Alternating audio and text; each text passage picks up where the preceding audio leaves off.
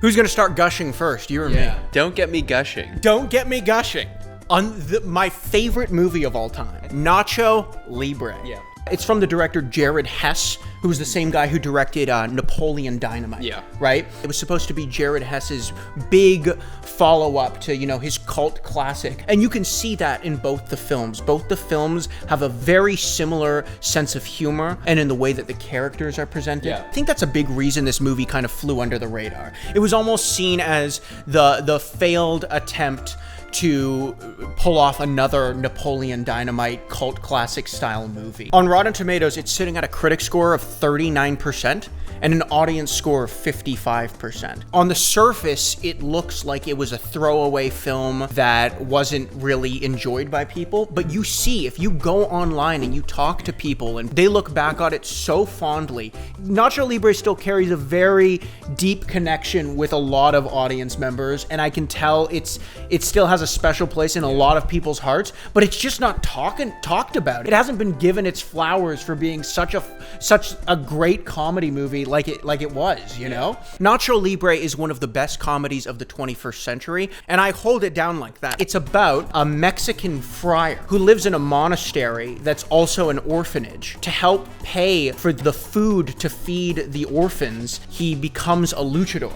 And the whole conflict is that wrestling is technically a sin, right? So he has to lead this double life as like a friar, but also as a luchador. And it just sets the stage for such hilarity in terms of its concept. You know what I mean? Yeah. When you are a man, sometimes you wear stretchy pants in your room. It's for fun. I think partially it's not represented in the reviews on Rotten Tomatoes and stuff, the appreciation for the movie, because a lot of it is, like you said, cult following, but a lot of it is families, Yeah. And it's families don't care about ranking it on Rotten Tomatoes. They're just watching it and they're having a blast. They don't care about the 30%. It is a very special movie. Jack Black's commitment to just such a ridiculous role, it's just so timeless. They may have the appearance of riches, but beneath the clothes, we find a man. And beneath the man, we find his nucleus.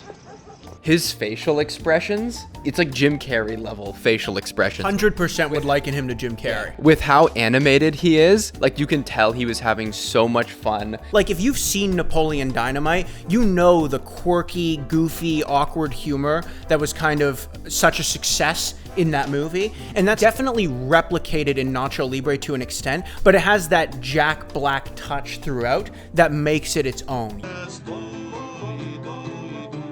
It's absolutely hands down one of Jack Black's most iconic characters. GQ did a video with Jack Black, and on the thumbnail, the premier character they show is Nacho Libre. He kicks ass in the fighting ring too. He did a lot of his own stunts. You can clearly see it's him for a lot of it. He's athletic, dude. Dude can move. He messed himself up in the movie too. He actually injured himself pretty bad. Oh my. He did a dive off a turnbuckle into some chairs, and he cut open right above his eye. At one point, I sustained a bad gash on my eye, and I hit my head on some of those folding chairs. They called the best plastic surgeon in Mexico or something like that to show up at his hospital and perform surgery on him right away. Wow. I guess it makes sense, right? An actor needs their face, He's got to be able to use his face. Let's get the best plastic surgeon in Mexico over here as soon as possible. It's a movie with phenomenal casting. Everybody, you could tell, knew exactly what kind of movie they were making. Yeah. You know what I mean? You can really get the sense that they were going for this very awkward, dry, deadpan humor with the goofiness sprinkled in with Jack Black. Yeah. Supporting character Hector Jimenez, or as he's known, Steven Esquelito. Yes. Fucking hilarious. Unbelievable. His line delivery, he has some of the best quotables. Going pro's not that easy. It's political, obviously. Yeah, I don't know him from anything else. He was a Mexican actor, and they found him because that's the thing. This movie is made with a Mexican cast and a Mexican crew. Virtually the only person in the movie who isn't Mexican is Jack Black. The cinematography in this film is fantastic. The art direction in the film is absolutely fantastic. Even though it's a comedy movie, it looks spectacular. So many of the scenes and so many of the shots feel like photographs. I love how they use like low budget sets sometimes. It's less like gritty and realistic. It's more kind of like whimsical in tone. It's almost like they're on the set of a play. Yeah. You know, it's like so colorful and everything's framed so beautifully. I hear so many people comment that it feels like an A24 film. It has a bit of a Wes Anderson vibe with how it's shot. And when you pair this like phenomenal cinematography and art direction with a movie that's so incredibly funny, you get such a phenomenal movie. Oh my god, dude, the soundtrack. Danny Elfman, scary looking guy, but great soundtrack. Yeah. The amount of quotables in this movie. Surprise. Get that cone out of my face! When I was doing research for this movie, every single discussion on Reddit or any forum devolved into quoting Nacho Libre. Yeah. That's it. Because there are so many hilarious quotable lines in this movie. Yeah. The movie's hilarious, but it does have flaws. It's a flawed film. The first like 30 minutes of the movie are like, it's gold. Like Yeah. it's introducing all the characters. It's hilarious.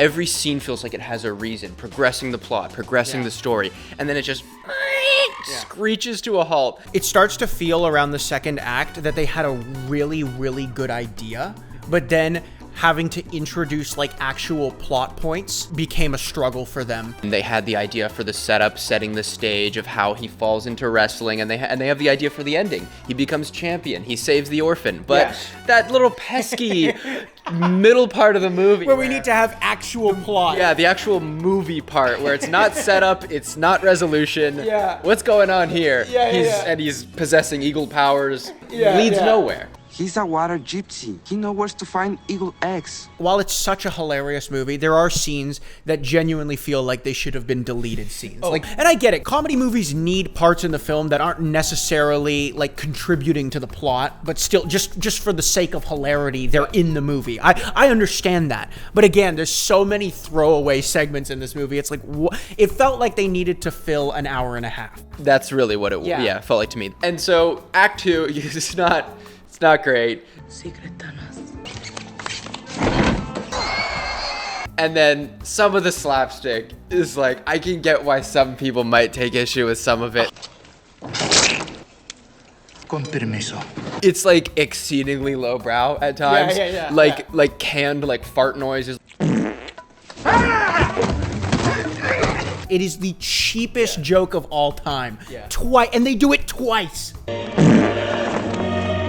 Yeah. You know? And during the training montage, Nacho just wipes shit in Esqueleto's face for no reason, for training. And there's a weird part at the end of the film too that I always found frustrating, that we've talked about this, is in the movie he struggles with a point where he becomes obsessed with material things. He starts dressing really fancy and buying all the nice clothes and goodies that all the wrestlers get.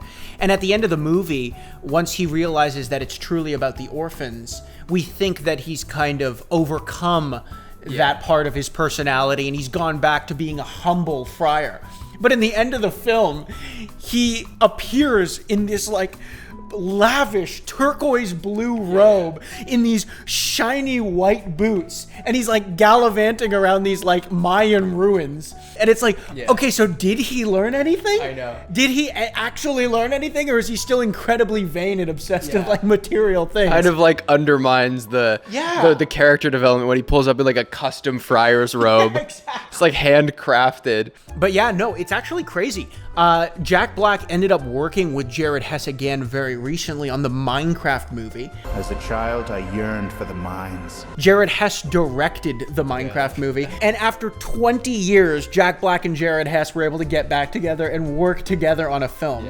It's also Jared Hess's first blockbuster film. He was doing independent films. That's crazy because it seems like such a departure from like what he's done in the past, know. and just like it's like this massive CGI Blockbuster, billion-dollar film. Yeah. Wow. It's crazy, right? I wonder how like he got that job. I know, right? It's insane. And now he's back in the eye of Hollywood because Minecraft movie was a crazy success. You gotta watch the Minecraft movie. I want to watch the Minecraft movie.